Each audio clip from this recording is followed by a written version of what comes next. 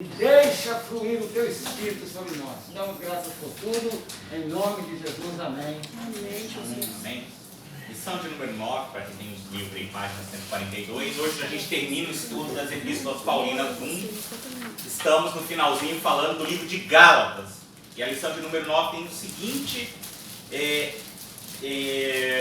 texto, né, segundo sugestivo. O Evangelho só produz filhos. A lição de número 9 diz assim: o que nós lemos até então? Para que a gente possa entender, principalmente o pessoal que está chegando agora. Paulo escreveu a carta a Gálatas, aos galácios da região, porque estava tendo um problema ali, de tudo que nós falamos de muitas coisas, mas tem que ficar claro para vocês, que cada carta, nós vamos estudar uma por uma, tá? Ele escreveu por um propósito, e a de Gálatas, em específico, era porque o povo judaizante, os judeus em especial, estavam querendo trazer os rudimentos da lei de volta, principalmente para os cristãos convertidos fora do eixo judaico, ou seja, os gentios, os gregos e os outros. E eles queriam que antes que você então fosse um cristão, você tinha que se resguardar da lei, ser circuncidado, aquilo tudo mais. O pastor está caindo tanto dinheiro no seu bolso aí, ó. Meu Deus! Meu Deus! O negócio é do lanche isso aí? Participando. Então, na lição de número 9, ele vai mostrar a lei, porque a lei, a gente fala, é a graça que só é verdadeiramente a graça. Mas Deus não colocou a lei ali à toa. E Paulo, como no capítulo 4 de Gálatas, aí, até o verso de número 31, ele vai comparar a lei com um tutor que cuida de uma criança até que ela tenha maturidade para poder assumir a bênção. Então a lei nada mais era do que era o tutor, aquele que cuidava, que corrigia, que caminhava com a criança, para que essa criança, deixando de ser criança um dia, tendo maturidade, sairia da base do tutor e cairia na graça do pai. Mas naquele momento, aquela criança não tinha o pai em si. Então ele vai comparar a lei, Gálatas 4, de 1 a 3, Paulo fala assim, de uma criança vivendo sob a orientação do tutor até a sua maioridade. E essa maioridade ele vai falar no seu que é a plenitude dos tempos, aonde ele vai trazer o próprio Deus vivo, encarnado em forma de homem, para que nós saíssemos debaixo do jugo do tutor, que é a lei, e caímos na graça do Pai. E aí já não seríamos mais um tutor debaixo de alguém que era desconhecido, mas seríamos filhos agraciados por um pai. E o texto 1 vai falar assim, então, da escravidão à filiação. Esse tutor, essa lei que Paulo representa aqui, foi todos os ensinamentos tragos desde a época mosaica até os presentes dias. Ele fala, tudo isso não foi em vão. Deus não escreveu a lei à toa. Hoje vocês estão querendo trazer de volta as leis rudimentos, estou falando aqui da região de Galácia, que é o princípio da carta em si. Essa lei, ela teve a sua importância, ela teve a sua real necessidade, até que a igreja em si atingisse uma certa maioridade.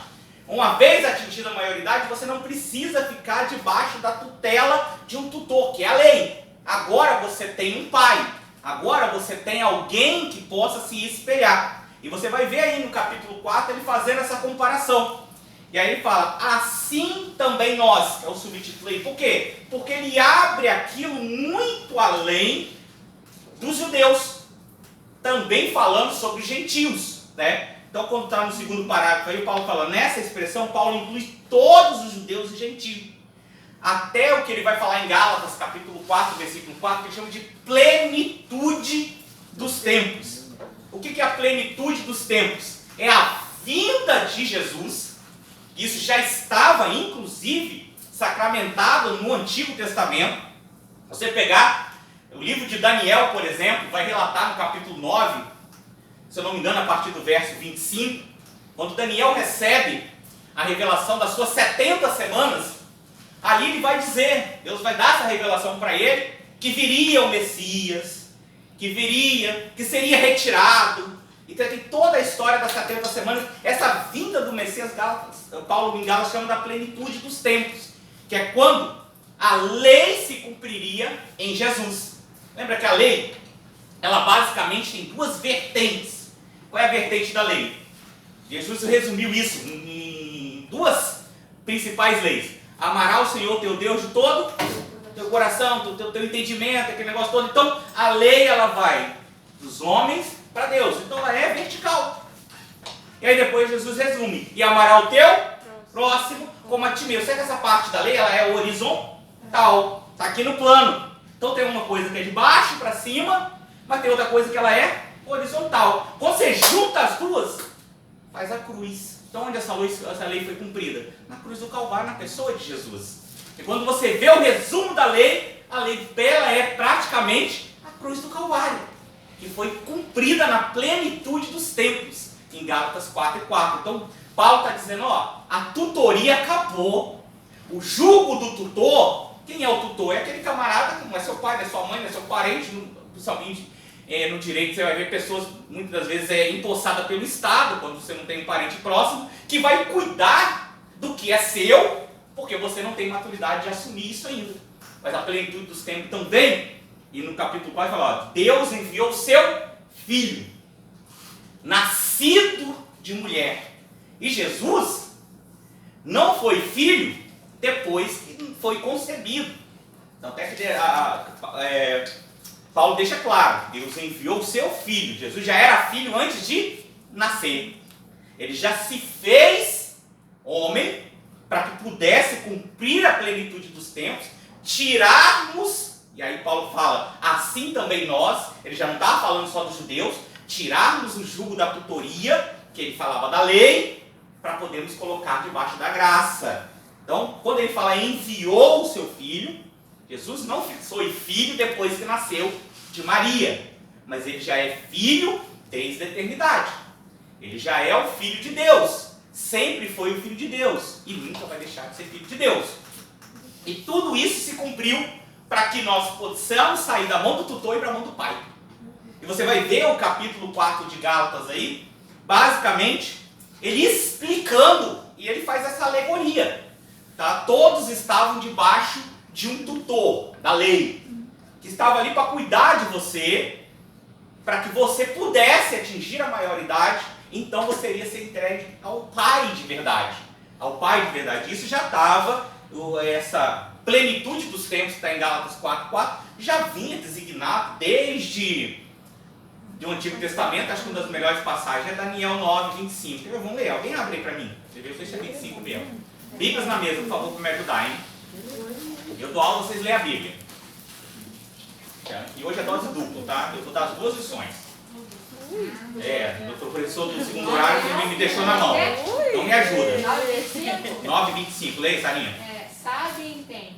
Desde a saída da ordem para restaurar e edificar Jerusalém até o Messias, o príncipe, 7 semanas e 62 semanas, as ruas estranqueiras se retificarão, mas em tempos angustiosos.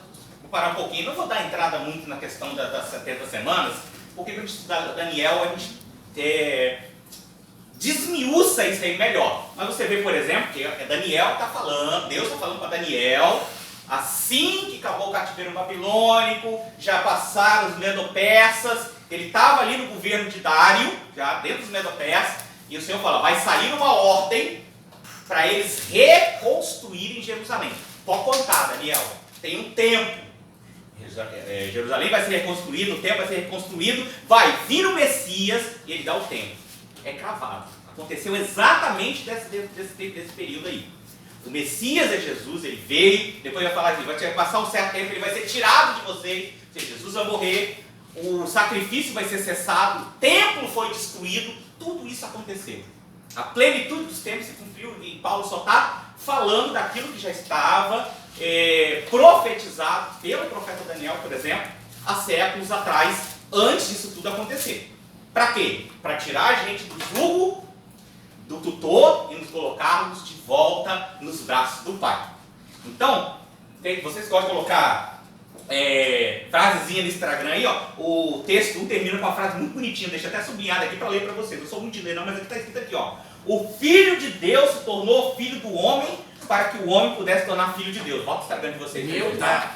Tá aqui, ó. Tá aqui, não é minha não, tá? Página 145. Ele termina o texto 1 falando assim, ó. O Filho de Deus tornou-se homem para que os homens pudessem tornar filho de Deus, tá? Vou botar no status de vocês aí depois.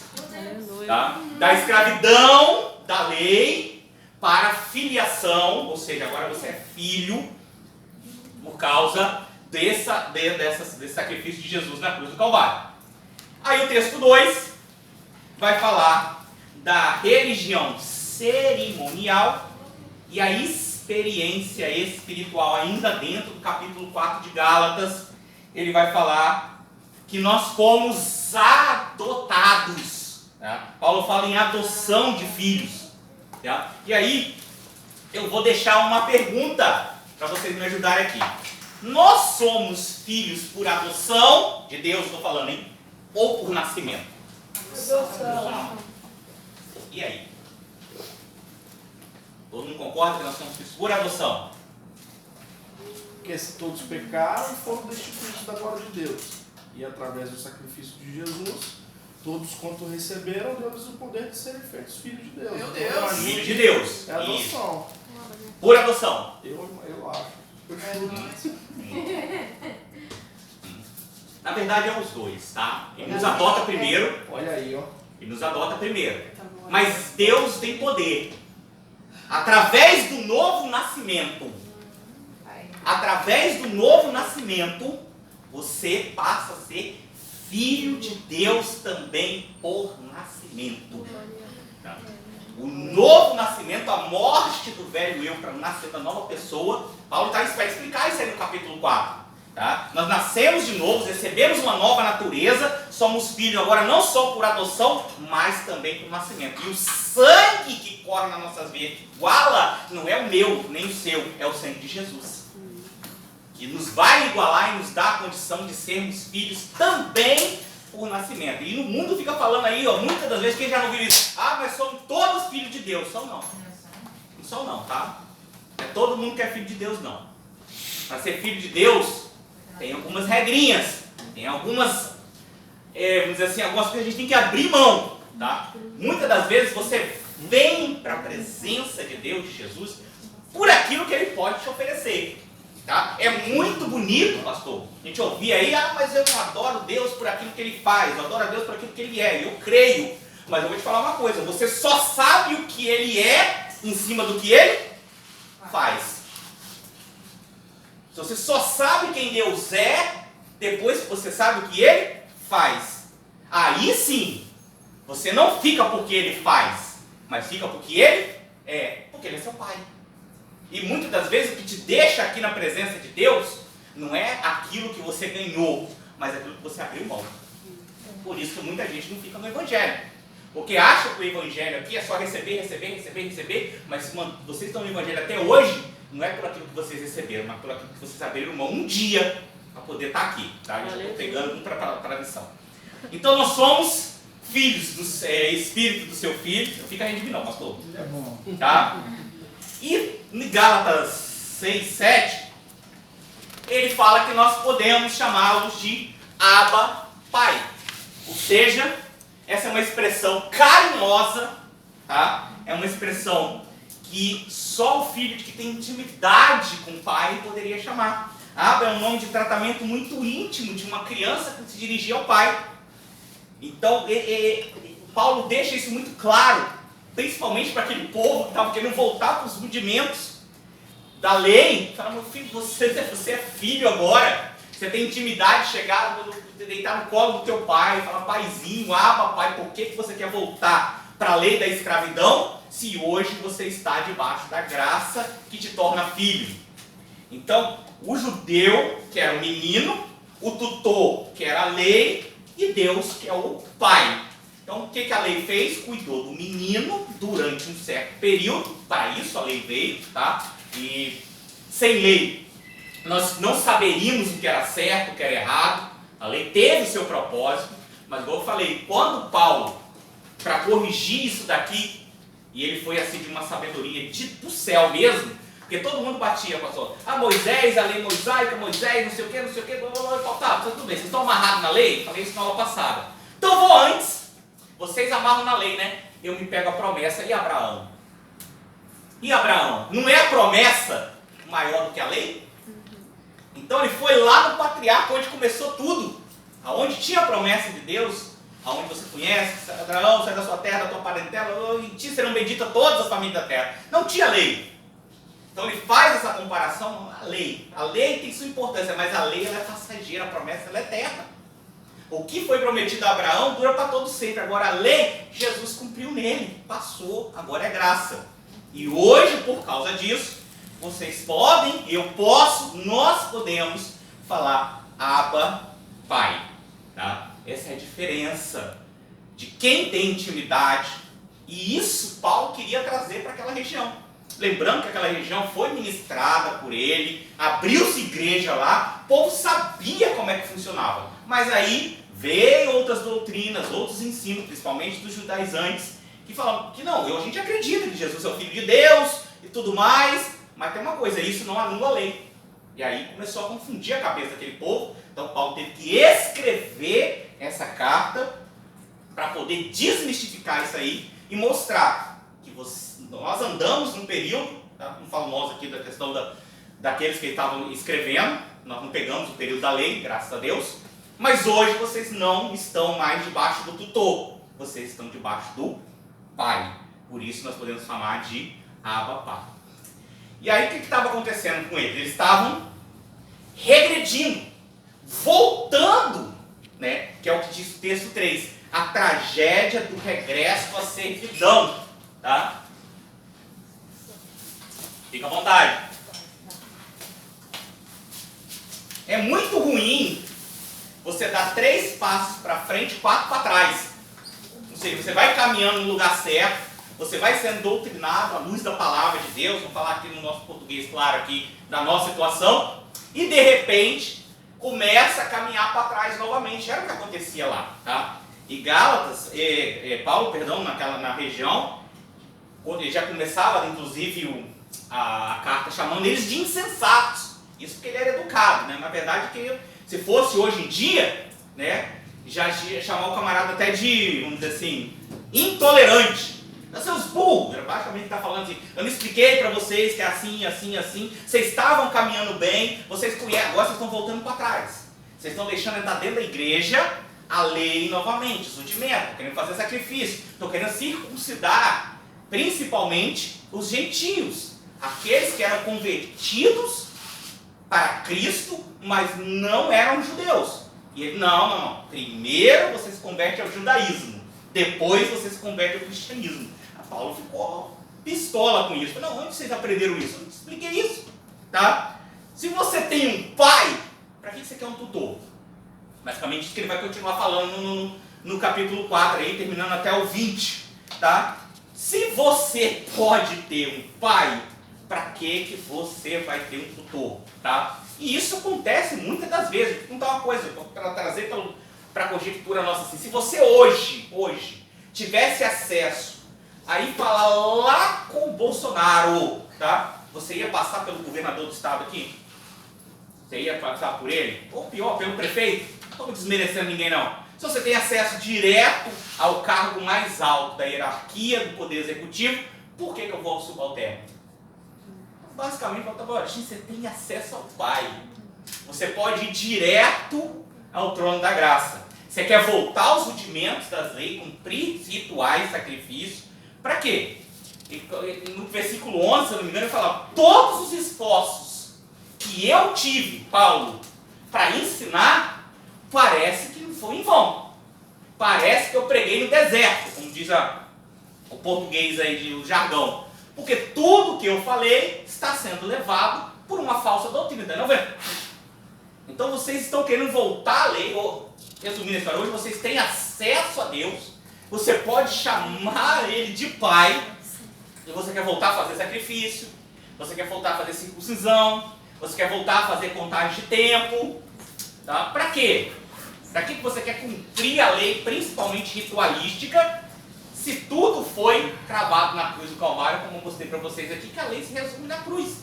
né? Porque ela tem a parte vertical para cima e horizontal no nosso plano. E ele fica perplexo com tudo isso. E ele começa a exortar. Ele lembra que Paulo ensinou aos Galácios na sua primeira viagem missionária. Ele foi lá, você vai encontrar isso em Atos 13, se eu não me engano. Então, olha, eu vim aqui, preguei, ensinei, vocês se converteram, como o palavra português fala aqui hoje, aceitaram Jesus, e estava dando glória a Deus, e agora estão voltando tudo para trás. Isso mostra também, gente, trazendo para o projeto de hoje, a importância da renovação do ensino. De se estudar sempre, de estar sempre atualizado com a palavra. Porque hoje que você está aprendendo aqui, se você para, relaxa, de repente vem entrando calaminholas aqui na cabeça, ó. Pensar que nós vamos fazer igual o pessoal da região de Galácia. Mas será que era assim mesmo? Não, será que aquilo que eu aprendi era desse jeito? E aí você vai regredindo. O que aconteceu? E Paulo sabia da responsabilidade que ele tinha. Eu ensinei, eu mostrei o certo. Eles estão errando, eu vou lá corrigir. Vou lá corrigir a responsabilidade que Deus colocou nas minhas costas. Agora, vocês vão aceitar a correção ou não? Mas eu não posso deixar que isso fique dessa forma e pior, que isso saísse dali. Isso já começava a se espalhar. A ideia é de juntar a lei com a graça. Os rituais judeus com o cristianismo. E são coisas que não se juntam, embora se completem. Mas não se juntam. Os rituais judeus e tudo aquilo que eles cumpriram foi transitório para a chegada da graça, que é onde nós vivemos até então. Então Paulo vai relembrar da época que ele teve lá, tá? Você vai encontrar isso no capítulo 4 ainda, no meio ali do verso 12, 13 mais ou menos. Olha, eu estive aqui na minha primeira viagem, preguei para vocês, ensinei, e agora estou perplexo, porque tudo que eu ensinei está sendo retroagido, qualquer semelhança com a vida de hoje não é mera coincidência. Por isso as importâncias da escola bíblica dominical, os cultos de ensino, e para nós que estamos aqui ainda subindo um degrau maior, os cursos de teologia com um pouco mais de ênfase naquilo que a palavra diz. Paulo vai dizer, inclusive, que ele esteve lá em um período que ele não estava muito bem. Tá? Em Coríntios 12, se eu não me engano, tem aquele relato de Paulo com um espinho na carne. Acho que todos já ouviram falar dessa passagem, né? Ele fala que tem um espinho na carne, que aquilo doía muito. Ele 3 vezes orou ao Senhor para que tirasse aquele espinho da carne dele. Tá? E o Senhor falando, não vou tirar nada, minha graça te basta e meu poder se aperfeiçoa na sua fraqueza, ponto final. Paulo fala que nesse período que está passando por esse espinho, que alguns estudiosos dizem que é uma enfermidade, embora a gente não consiga nenhum respaldo histórico do que exatamente Paulo estava passando naquele período que ele diz ser um espinho na carne. Tá? Mas por alguns textos complementares que a gente vai ver nas outras cartas, a gente entende que ele estava passando por uma situação de doença. Tá? E mesmo assim, ele falou, olha, eu estive aqui com vocês, preguei, não deixei essa aflição, tá? E aí, Baruque, você vai passar aqui atrás de mim, meu filho? Não, gosto tá, tenta aqui, vai descansar aí. Tá? Inclusive, meu pastor, vou aproveitar só chegar no Baruque rapidinho aqui, quarta-feira que vem, melhor a gente fazendo tempo, tá? Porque, ó, você tá vendo? Mesmo passando com esse fio na carne, ele chama a atenção disso. Tá? Ele fala que isso não impediu eles de ir lá e explicar o Evangelho de Cristo, pregar, fazer a primeira viagem missionária dele e tudo mais. E mesmo assim, todo o seu esforço agora Paulo estava vendo que estava com medo de que isso fosse perdido. Tá? Isso é muito normal, é muito comum. A gente que prega, que fala, que ensina, a gente tem uma preocupação de que aquilo não fique ao vento, não entre na parábola da semeadura, que isso que está sendo ensinado cai em terra boa, não cai entre pedra, não cai em terreno infértil, tá? Não venha falsa doutrina e tira isso tudo. E você vê em Paulo o exemplo daquele que tem a responsabilidade de levar a palavra de Deus, e não é só o pastor, não é só o presbítero, mas todos nós. E ele mesmo assim doente, vou falar assim, dentro do espinho da carne, embora a gente não saiba se é realmente uma doença física, ele não deixou de levar e não perde a oportunidade também de esfregar na cara do cidadão mal. Estava doente pregando a palavra para vocês aqui. e agora vocês vão deixar tudo que eu preguei e ir embora. Tá? Falando em português mais claro, que é o que ele vai até o capítulo 4 de Gálatas, até o verso 15 aí. E aí no final o texto vai dar algumas suposições, como diz que é a suposição, do que Paulo estava trazendo. Fala de doença nos olhos, epilepsia, malária, opressão espiritual. Até está aqui no texto, tá? Eu não tenho assim nenhum respaldo histórico para dizer se Paulo estava com malária ou não. Mas é bom que o autor ele deixa bem claro que são suposições do que Paulo estava passando naquele período e mesmo assim estava ministrando e levando a palavra de Deus. Aí, para continuar essa ilustração, ele vai fazer, no texto 4, uma alegoria, ou seja, uma representação entre o que é ser servo e o que é ser livre. E para isso, ele vai usar dois personagens, vai voltar lá novamente em Abraão, vai voltar lá antes da lei, e vai contar a historinha de duas pessoas que estavam na vida de Abraão. Uma delas é Agar, tá? Não sei se todos conhecem Agar, era uma escrava egípcia, que foi traga lá para servir Sara, em uma das suas passagens de Abraão pelo Egito, e Sara, sua real mulher. Nós conhecemos a história de Abraão. Deus fez uma promessa dentro de um cenário de infertilidade. Chega para Abraão e fala que a partir dele, já velho e Sara infértil, dali sairia uma grande nação. Sara então tem a feliz ideia de achar que ela precisa ajudar Deus a fazer alguma coisa. Olha só, Abraão, o negócio é o seguinte, tá demorando esse negócio que Deus prometeu aí, você pega Agar, minha serva, tá? E deita com ela, ali vai sair um filho, e esse filho vai ser o filho da promessa que Deus fez. Todo mundo aqui conhece a história, e isso não acabou bem. Então, da escrava nasce Ismael. E que Ismael, nascendo de uma escrava, teoricamente, ele vai ser escravo. E ele representa a lei. Ele vai representar a lei.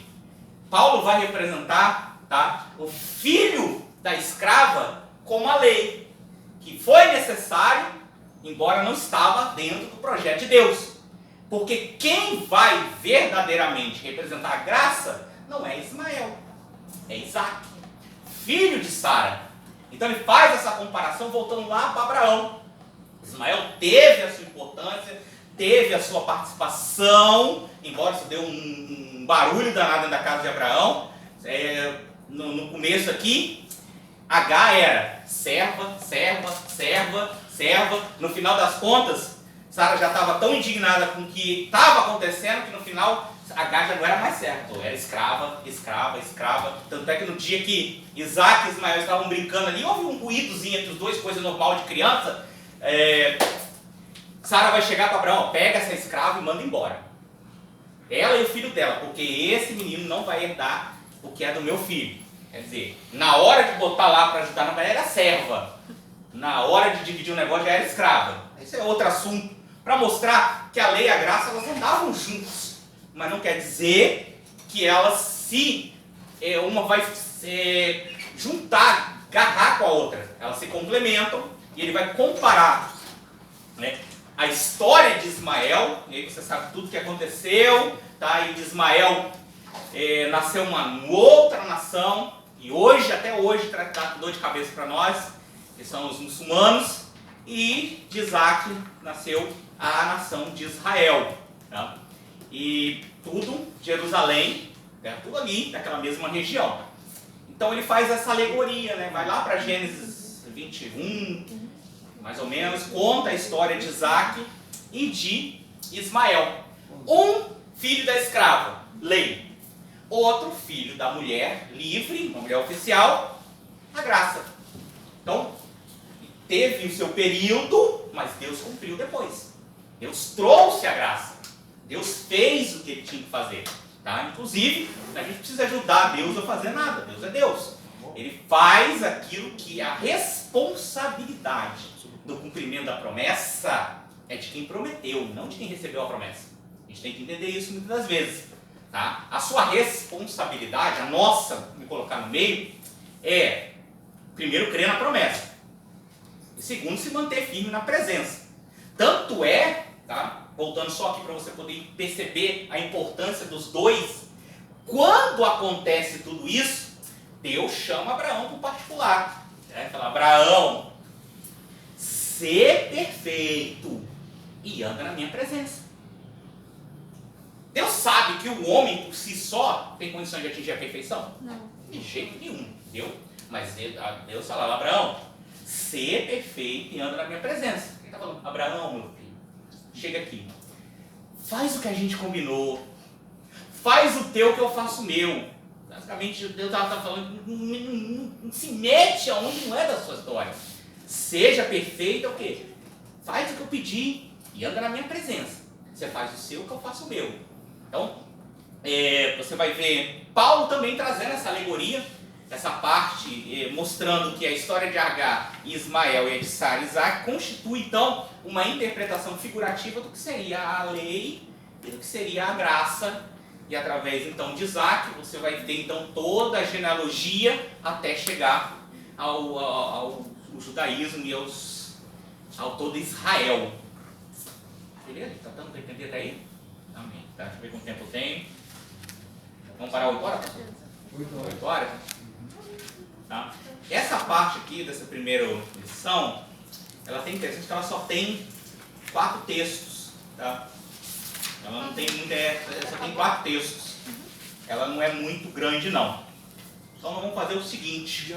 É isso aí. Eu vou caminhar um pouquinho na lição de número 10, pelo menos 1 ou 2 textos, a gente para um intervalozinho, de repente a gente consegue fechar aí até as 9 horas, porque a outra, inclusive, essa aqui eu já senti assim, ela muito resumida. Essa 10 aqui tem uns negócios que a gente precisa detalhar um pouco mais, porque vai chegar aqui a parte onde todo mundo conhece Gálatas. De repente, muitos que vieram aqui fazer o curso talvez nem entendessem a real motivação que Paulo escreveu a carta de Gálatas. A gente sabe que havia lá conflito entre os judaizantes e os novos convertidos, e Paulo foi lá corrigir isso, você entende, tá? Como você vai entender também qual foi o motivo que Paulo escreveu a carta para os Tessalônicos, por que Paulo escreveu a carta para os Filipenses, tem um motivo para cada um deles, tá? Agora, uma coisa que todo mundo conhece em Gálatas, pelo menos o pessoal que está mais, é que Gálatas fala do fruto do Espírito, que é onde ele vai terminar. Ele vai terminar falando um pouquinho disso, tá? E ele faz o seguinte comparativo, tá? O texto, a lição 10 vai falar da liberdade cristã, né? Paulo vai usar 3 argumentos para mostrar esse tipo de liberdade. Ele vai falar de um argumento histórico, e nesse argumento histórico, a gente viu durante essa passagem em Gálatas, nesse argumento histórico ele usa principalmente a sua própria vida, o seu próprio testemunho de vida, quando ele fala que o que ele recebeu, ele não recebeu de homem, mas de Deus, tá? O que ele recebeu. Lembra, pastor? Tá? Ele não recebeu apenas, tá? Dos homens, são todos. Depois ele vai usar um argumento teológico, tá? Que é um argumento teológico. Ele vai usar a própria Bíblia e vai lá no Antigo Testamento. Um dos argumentos teológicos que ele usou foi essa comparação entre Agar e Ismael. Quando ele vai para Abraão, e ele vai usar o argumento moral, tá? Muito importante. Não chame ele na hora do lanche. É verdade. Quebra esse. Tá Tá vendo? mais uma boca. Você é responsável por chamar os dois aí depois, então, tá? Então, olha só, o que ele vai falar? O que o ímpio tem? O ímpio tem liberdade. Liberdade, sim. Teoricamente falando, o ímpio não segue a lei, não segue Cristo, ele faz o que ele quer. Ele tem assim, uma certa liberdade, mas não tem uma lei. Não tem uma lei. É isso que eles enxergavam. A lei era para os judeus. Então, o ímpio ele não tinha a liberdade dele de fazer o que quer e tudo mais. Eles não eram penalizados por isso. O que o judeu tinha? O judeu tinha a lei, mas a lei tirava a liberdade. Então, olha só, o ímpio tem liberdade, mas não tem lei. O judeu tem a lei, mas a lei tira a liberdade. E o que o cristão tem? O cristão tem a lei da liberdade. É a lei cumprida que te dá a liberdade para servir a Cristo. Então, Paulo vai começar a esclarecer isso daí sabendo que adianta você ter liberdade, mas não ter lei? Agora, o que adianta você ter lei? Ela te amarrar a rituais que não te dão liberdade para adorar o Deus que deve ser adorado. Então, o certo é você estar dentro da lei da liberdade. Permanecer firme numa liberdade que não é, como muitos falaram para Paulo, no início, inclusive, do seu ministério, que ele estava pregando, vamos dizer assim, uma palavra muito fácil. Porque queria tirar todos os rudimentos da lei, que não é fácil de cumprir. Não é fácil de cumprir, se fosse alguém que tinha cumprido. Tá? E colocar um evangelho que era representado apenas na aceitação do sacrifício de Jesus na cruz do Calvário e o derramamento da sua graça sobre a nossa vida. A pessoa está, não, isso aí é muito fácil. Tá? Isso aí não tinha condição. Ele queria trazer todos os rudimentos, desde a circuncisão, tá? Que era não sei se todos sabem o que é a circuncisão, né? Mas um menino de 8 dias tinha lá no seu órgão genital retirado, né? Aquela película, aquela pele. Isso mostrava uma aliança que Deus fez desde a época de Abraão. E você vai ver esses detalhes aí no livro de Levítico. Só não lembro o capítulo que vai dizer exatamente isso. E tudo isso queria ser voltado para dentro do Evangelho de Cristo. Então, você não pode ser nem como ímpio, nem como judeu. Porque o ímpio tem liberdade, mas não tem lei. O judeu tem lei, mas não tem liberdade. Só Cristo te dá a lei da liberdade. O que é a lei da liberdade? Você não está amarrado a uns ritos. Você está, sim, amarrado a seguir os propósitos que Jesus ensinou. Tem uma passagem, não vou falar muito, mas comentei alguma coisa, que Jesus deu esse exemplo muito claro, que é a passagem do bom samaritano. Tá? Um doutor da lei chega para Jesus e fala, Jesus, não vai falar Jesus, chama Jesus de mestre, né? Mestre, o que eu faço para ganhar a salvação ou ter a vida eterna, dependendo de alguns interpretações? E Jesus fala, como é que você interpreta a lei? Pergunta para um doutor da lei. E o doutor da lei vai interpretar a lei exatamente como nós falamos. Amarás o Senhor teu Deus de todo o teu coração e ao teu próximo como a ti mesmo. Aí Jesus, parafraseando aqui, né? É isso mesmo, então faz. Aí eu imagino o doutor da lei coçando a cabeça assim, calma aí. É só isso? Faz. Aí ele volta, calma aí, Jesus, vamos conversar nós dois aqui. Você está amarrando a minha salvação ao meu próximo. Porque amar a Deus sobre todas as coisas, tecnicamente a gente vai lá, leva, né? Agora, amar o meu próximo como a mim mesmo, você está amarrando a minha salvação ao meu próximo? Então vamos conversar direitinho. Quem é o meu próximo? Aí ele vai contar a parábola do bom samaritano, explicando quem é o próximo. Aí no final das contas, com essa parábola, não vou declarar tudo aqui. Falei, e aí? Quem você acha que é o próximo daquele camarada que foi assaltado, espancado, deixado semi-morto? Judeus não falam com samaritano, tá? Tem uma história, depois eu conto para vocês por que disso, não vai demorar muito. Aí o camarada, o doutor da lei, não tem nem coragem de falar assim, não, foi o samaritano, ele fala, aquele ali, ó, ou o último, não fala nem o nome, isso, nem pronunciar o nome samaritano. Pois bem, então faça o mesmo. E que Jesus estava falando ali, olha só, você vem a mim como mestre, querendo que eu te dê um livro de regras para ser salvo. Eu te dou, você não vai cumprir. Porque a salvação não é um livro, a salvação é uma pessoa. A salvação não é um livro que te dá regras. A salvação é uma pessoa que morreu por você na cruz do Calvário. Ou seja, você está agindo ou como ímpio ou como judeu. Você quer liberdade, mas está fora da lei. Ou você quer a lei, mas está amarrado à liberdade. Não funciona assim. Cristo te tira disso tudo. Tá? Então, aí ele vai falar aqui no texto que de nada vale a circuncisão, que era um rito feito à criança no 8º dia, que aliançava ela a uma promessa de Deus, e a promessa de Deus não tinha ligação a isso.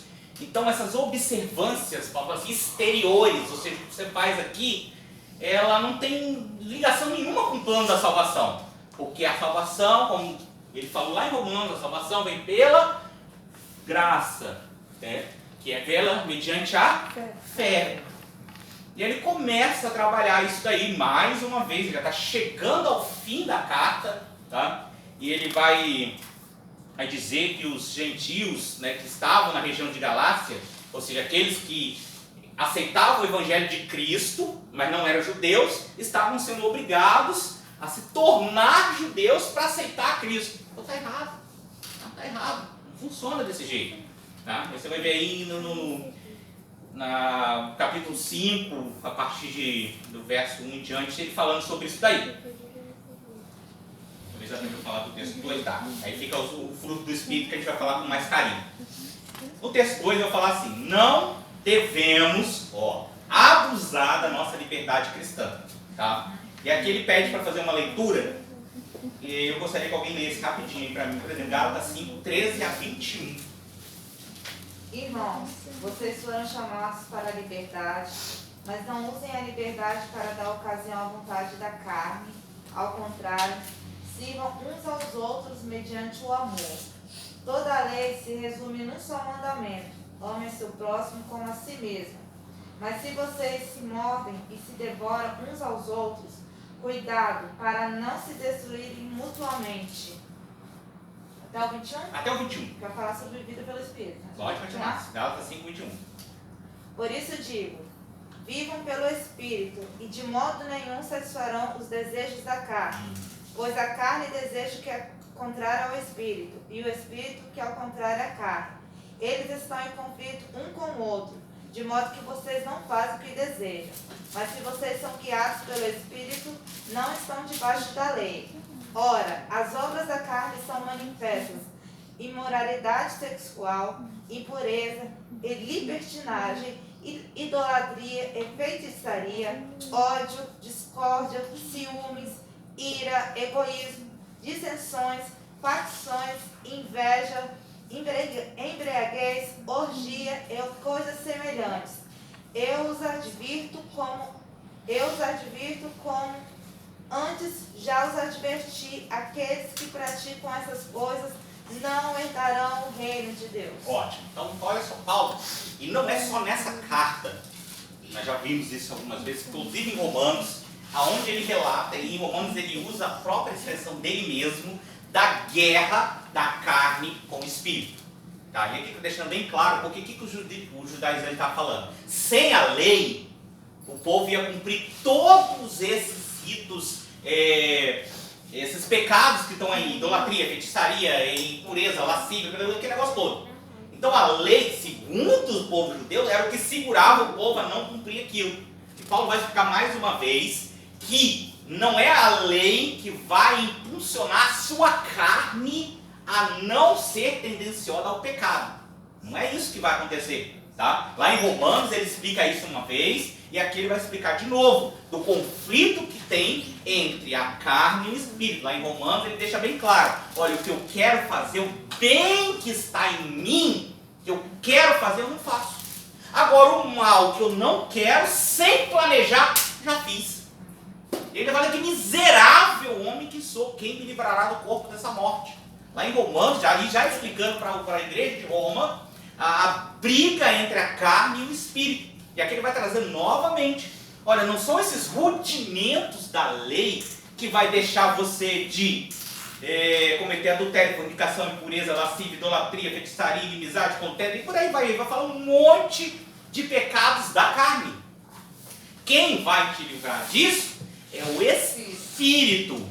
Tá? Então você não tem uma lei que te proteja de cometer essas coisas. Porque a carne, ele vai falar no verso 17, a carne cobiça contra o Espírito, para que não faceis uma coisa ou outra. Então estão sempre em pé de guerra. Tá? Ele fala isso em Romanos, e aí em Romanos, inclusive, ele usa ele próprio como exemplo, né, como já falei aqui, quando ele fala: olha, o que eu quero fazer, o bem que está em mim, eu quero fazer, eu sou bom, eu aceitei Jesus, eu vou para a igreja, eu não sou uma pessoa ruim, eu quero fazer o bem, mas não faço. Aí o mal que eu não quero fazer, eu nem planejo, já fiz. E aí ele deve se desgrama: que miserável homem que sou, quem me livrará do corpo dessa morte? Ainda até te contei para vocês uma particularidade que não estava aqui na apostila de vocês, que essa expressão do corpo dessa morte, Paulo estava fazendo uma alusão a uma morte muito terrível, que foi traga, inclusive, da época de Alexandre o Grande, quando a pessoa era pega em homicídio, tá? Ela era amarrada ao corpo do morto, braço com braço, perna com perna e boca com boca, e deixado no deserto para morrer. E aquele corpo morto, ao passar do tempo, começa, além de putrefar e soltar odores, gases tóxicos. E aquela pessoa que estava amarrada ali com ele, garoto, morria. E aí quando perguntar para você, quem matou o assassino? O morto. Foi eu não. Eu deixei ele amarrado, se ele conseguisse salvar, se ele conseguisse sair, mas você amarra um cara, o corpo morto lá no deserto, a chance de morrer é quase 100%. Então quando falou, quem me livrará do corpo dessa morte, que está amarrado em mim, ele compara a obra da carne com um corpo morto. Por que ele compara com um corpo morto? Porque eu aceitei Jesus, eu fui batizado, o velho homem morreu, levantou um novo, mas o miserável está amarrado em mim e quer me matar. E aqui ele traz novamente essa mesma comparação. A lei não vai te tirar disso, tá? A caridade, as obras, não pode livrar o homem de pecar. O que livra o homem de pecar, entre aspas, porque nós somos pecadores, ele só vai acabar quando nós ascendermos ao céu junto com Jesus, o Espírito Santo, tá? Então ele fala, gente, vocês tinham a doutrina certa, vocês estão com um ensinamento correto, mas estão querendo trazer regra, achando que regra vai te livrar do pecado. Ele vai comparar a carne aí, por exemplo, no capítulo 13, como substância física, mesmo carne de comer, como o corpo mesmo humano, o corpo da carne, e como a natureza humana caída, né? Que, como nós temos a natureza adâmica, então nós já tendenciamos para o pecado. E no versículo 14 dessa passagem, ele declara que tudo isso, tá, vem e vai ser vencido através de uma parte do fruto que nós vamos ver depois do intervalo. Eu vou fechar aqui, que é o amor. Tá? Ele vai dizer, o amor na sua prática é o cumprimento da lei. O amor na sua prática é a lei que vocês precisam cumprir. E mais uma vez, por que Jesus resumiu a lei em duas? Porque a lei se resume no amor. Amarás o Senhor teu Deus de todo o teu coração e o teu próximo como a ti mesmo. Ou seja, eu resumi a lei na cruz para vocês. Então, vocês querem obedecer uma lei que te converta do pecado? Não são os ritos, mas aquilo que eu levei na cruz comigo e o meu Espírito, que depois de tudo isso, desceu sobre a vida de vocês. Tá? Por isso que no finalzinho aqui, quando ele fala aí do conflito, estou na página 156, tá? Entre a carne e o Espírito, que é o que a nossa irmã leu aqui, que eles sempre cobiçam um contra o outro, eu só quero fazer uma pequena comentário sobre o texto aqui, aí eu vou fazer a leitura, está lá na página 156, o conflito entre a carne e o Espírito, só para fazer uma pequena ressalva do que eu entendi aqui. Ele fala assim, em Romanos 8, 2 a 5, o apóstolo usa a frase a lei do Espírito, para se referir ao controle do Espírito Santo na vida do crente. Eu vou falar de novo, quero que vocês entendam. Para se referir ao controle do Espírito Santo na vida do crente. Quero fazer uma pergunta, o Espírito Santo controla a gente? Controla? Se a gente der lugar, Controla o espírito. Controla? se tiver relacionamento. Então, precisa saber a questão do controle. Imagina um carrinho de controle remoto. Ele vai para onde o controle manda, tá? Então, o que você passa a ter? Aquele carrinho, ele passa a ter vontade própria ou ele vai ser submetido a quem está com o controle na mão? Na verdade, Deus muda o nosso coração e inclina a gente às coisas dele. Então a gente faz as coisas Porque a gente quer, certo? porque ele mudou a nossa natureza. Isso, então a gente faz o que a gente quer. E não porque ele está nos manipulando, ok? Sim. Certo? Então vou perguntar de novo. O Espírito Santo controla a gente? Não. Se a gente deixar, controla. Tá? Eu entendi o que está aqui, mas estou trazendo um conflito, porque a gente está aqui em teologia, é bom trazer isso. Não é sugestiva a palavra controle. Não teria livre-arbítrio, né? Porque o controle induz a marionete. É isso aí. Entendeu? Eu te controlo. Então você faz o que eu quero. Você não tem vontade. Eu trocaria ali, a lei do Espírito para se referir à ação do Espírito Santo sobre a nossa vida. Ele age se você der lugar, sim. Mas eu acredito que aqui, o nosso comentarista foi infeliz na palavra controle. Porque palavra controle dá a ideia que você não tem mais ação sobre o que você faz, tá? E o Espírito Santo, diferente de um demônio que te toma, que te controla, ele não faz isso, ele é educado. Tá? Ele só age, aí é questão de ação, aonde der lugar. Se a gente não der lugar, ele não age. Então, por isso que eu fiz questão de fazer essa leiturazinha aqui, porque tá, é uma opinião pessoal, ok? Não usaria a palavra controle para falar do Espírito Santo na nossa vida. Entendeu? É a ação do Espírito que vai gerar os frutos, nós vamos falar depois do intervalo, que são as 20 horas agora, tá bom? Daqui a pouquinho encontro vocês aqui. De adultério, de fornicação, de lascívia, inimizade, feitiçaria, idolatria, contenda, ciúme, ira, peleja. Eu nem contei quantas são, né? Só porrete, só mocotó. E no final, ele termina. Só porrete, né? Ele termina com uma frase muito interessante. Os que praticam tais coisas não herdarão o reino de Deus, o reino dos céus. Então são obras, na verdade está falando que todas essas coisas te caminham para a carne e te desviam do espírito. E quando você se desvia do espírito, você caminha a passos largos para poder não alcançar a salvação de Cristo Jesus.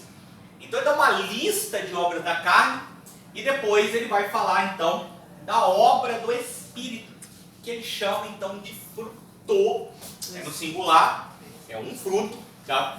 Embora algumas literaturas tragam como frutos, mas o texto é muito claro, é fruto do Espírito. E desses frutos ele vai então trazer aquilo que se produz não por esforço humano, e nem simplesmente pela presença do Espírito Santo na vida do crente, que é o texto de número 3, aí, onde ele fala triunfo da vida no Espírito. E como eu falei para vocês, o livro de Gálatas, ele é famoso justamente por onde tem a referência do fruto do Espírito, que é totalmente diferente dos dons espirituais. Dons vai falar de ministério, dons vai falar daquilo que Deus coloca para nós usarmos na obra. Agora o fruto é a essência do Espírito Santo dentro da gente, tá? O dom fala daquilo que você faz, o fruto vai falar daquilo que você é em Cristo Jesus. O dom cessa quando nós subirmos para o arrebatamento e vamos morar com o Senhor. Nós não precisaremos mais dos dons espirituais. Não vamos precisar de dom de cura para quê? Se você não tem doença. Eu vou profetizar o quê? Se tudo já se cumpriu. Tá? Eu vou falar língua estranha lá para quê? Se todo mundo falar a mesma língua e por aí vai. Tá? O dom, ele também tem, ele é importante, tá? Mas o fruto não. Tá? E quantos são os frutos do Espírito? O fruto do Espírito, na verdade dizendo. 9. Tá? Eu senti uma falta de um estudo um pouco mais aprofundado aqui no nosso livro, de cada um deles. Ele fala dos frutos e tudo mais. Então eu queria que a gente comentasse um pouquinho aqui em cada um deles, para que nós possamos entender qual é a importância de cada um. Tá? São 9. Ele começa falando do mais importante de todos. Inclusive, se tem um cara que fala de amor, é Paulo. Tá? Constantemente ele fala dessa característica do fruto do Espírito, que é o amor. Existe, na nossa língua, você só vai encontrar a palavra amor com um único verbete, ou seja, com um único vocábulo, diferente do grego. O grego tem 4 palavras para amor. Nós só temos uma. O amor, por exemplo, entre homem e mulher é amor. O amor entre pai e filho é amor. O amor de Deus para o mundo é amor. Mas no grego não. Tá? No grego você vai encontrar 4 palavras para amor. Você tem o amor ágape, ou agapau, que é o amor perfeito, sacrificial. Aquele que João escreve lá, que Deus amou o mundo de tal maneira. Esse amor é ágape. É o amor que está lá na lei. Amai o Senhor, teu Deus, de todo o teu coração. E ao teu próximo como a ti mesmo. Mas tem o amor filos ou filéu, que é o amor fraternal. Esse amor é aquele amor de carinho. Sérgio, gosto de você, mas por ti não vou morrer não. Um exemplo. Esse não é o amor que Deus ensinou. Ele falou, amai o teu próximo como a ti mesmo. Então, se eu precisar morrer pelo meu próximo, eu tenho. Esse amor é amor ágape. Você tem um jogo, né? Um exemplo perfeito disso na Bíblia, quando você traz para a tradução original, é o diálogo de Jesus com Pedro. Quando Jesus pergunta para Pedro por 3 vezes: Pedro, tu me amas? E Pedro responde: sim, Senhor, eu te amo. Só que quando Jesus pergunta, ele fala assim: Pedro, tu me amas? Agapau. Aí Pedro fala: não, te amo filéu. Assim, gosto de você. Mas não é isso que eu estou perguntando, Pedro. Então, quando Jesus pergunta para Pedro: Pedro, você tem um amor sacrificial? Pedro responde: não, eu tenho um fraternal. Pedro, você tem um amor sacrificial? Não tenho um amor fraternal. Pedro, você tem um amor sacrificial? Você sabe, Senhor. Você sabe que está no meu coração. Você sabe que eu não estou pronto, não estou preparado. Tá? Mas, então, você tem um amor perfeito, que é o ágape, que é o